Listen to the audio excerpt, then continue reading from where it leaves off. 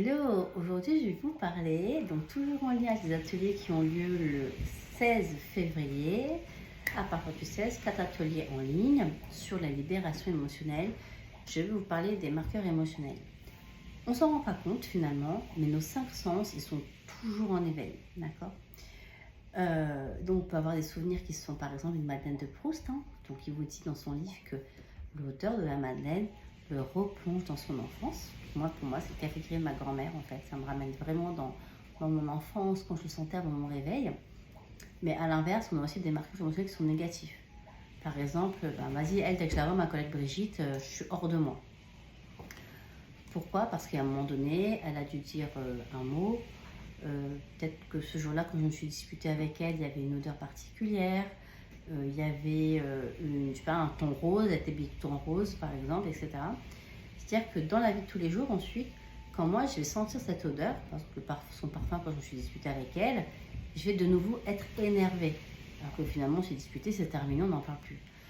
Tout ça, ce sont des marqueurs émotionnels. Donc sachez que l'odorat est l'organe le plus puissant qui existe. Et un marqueur, en fait, ça suffit à faire éveiller notre cerveau.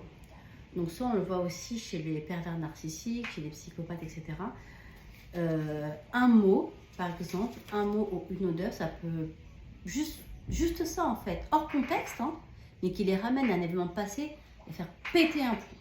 Donc, ça fait péter un plomb, les gens sont en colère, on ne sait pas pourquoi, etc.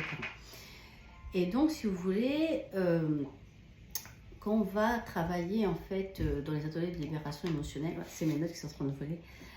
On va aussi travailler justement sur certains événements, sur ces marqueurs répétitifs. On a, nous, des plus favorisants, notamment souvent c'est les odeurs, ça peut être aussi la vue, quand je vois quelque chose, quand j'entends certains mots ou un ton de voix particulier.